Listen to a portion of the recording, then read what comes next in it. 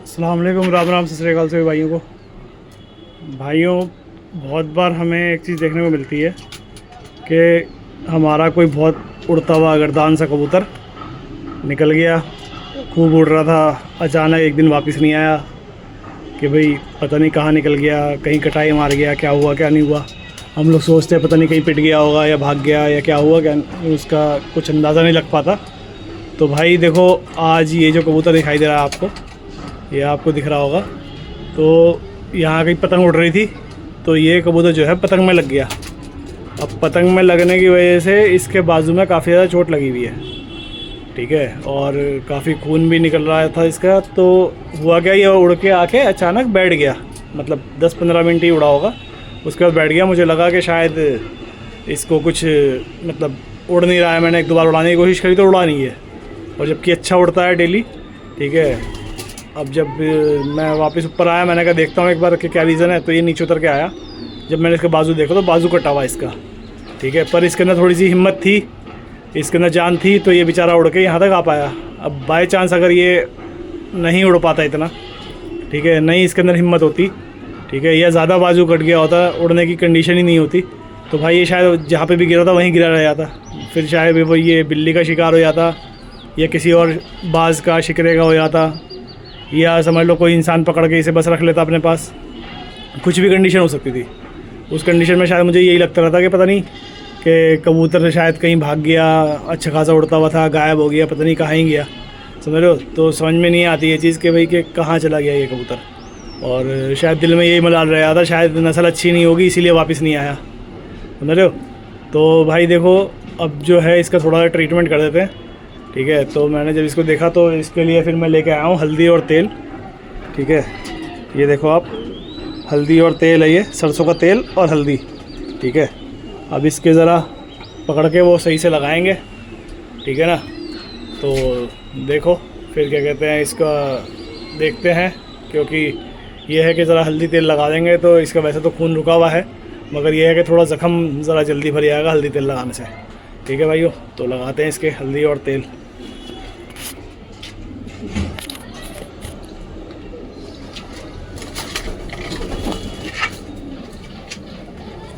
अब अगर आपको दिख रहा हो, यहाँ से देखो,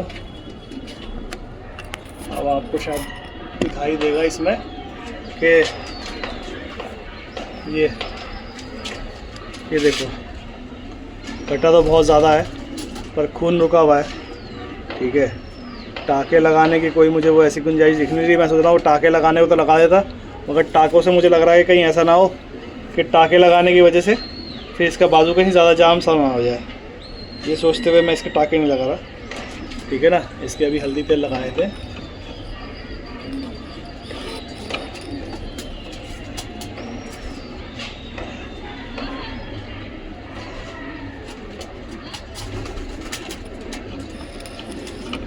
इसके जो है हल्दी तेल अच्छे से लगा देंगे भर के, ठीक है, ताकि इसका ज़ख़म जल्दी से जल्दी ठीक हो पाए।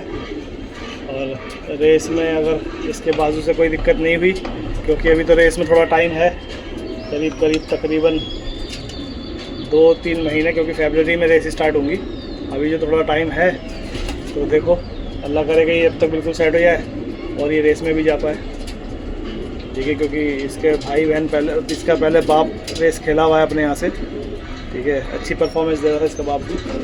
अब कंडीशन देखो इसकी ऐसी हो गई है, तो अब तो क्या ही कह सकते हैं। वैसे तो इसके 2 भाई और भी हैं, ठीक है, मगर ये वाला बच्चा जो है सबसे ज़्यादा एक्टिव था इस मामले में, उड़ान वगैरह के अंदर।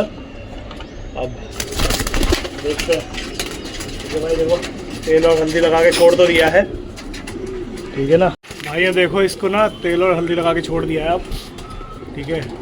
तो अब देखते हैं, वैसे थोड़ा सा उदास तो है, अभी चोट लगी हुई है तो भाई थोड़ा उदास रहेगा भी, ठीक है। तो बस मैं यही कहना चाहता हूँ कि देखो भाइयों, हर बार ऐसा नहीं होता कि नस्ल ही ख़राब हो, ठीक है। बहुत बार होता है कि कबूतर वापस नहीं आता, तो हम लोग सोचते हैं नस्ल ख़राब है इसलिए वापस नहीं आया। बहुत बार भाई परिस्थितियाँ भी ख़राब होती हैं, ठीक है, कंडीशंस बहुत ख़राब हो जाती हैं। कबूतर निकला अपने घर के लिए होता है, आ भी अपनी घर के लिए बहुत तेज़ी में रहा होता है, पर रास्ते में कभी कोई बाज, कभी कोई शिकरा या कोई शिकारी उसके पीछे पड़ जाए, ठीक है, उसको अपनी जान भी गंवानी पड़ जाती है। बहुत बार कबूतर घायल होके भी आता है। जो लोग रेसर पालते हैं वो तो जानते हैं कि भाई बहुत कबूतर घायल होके आते हैं, ठीक है ना।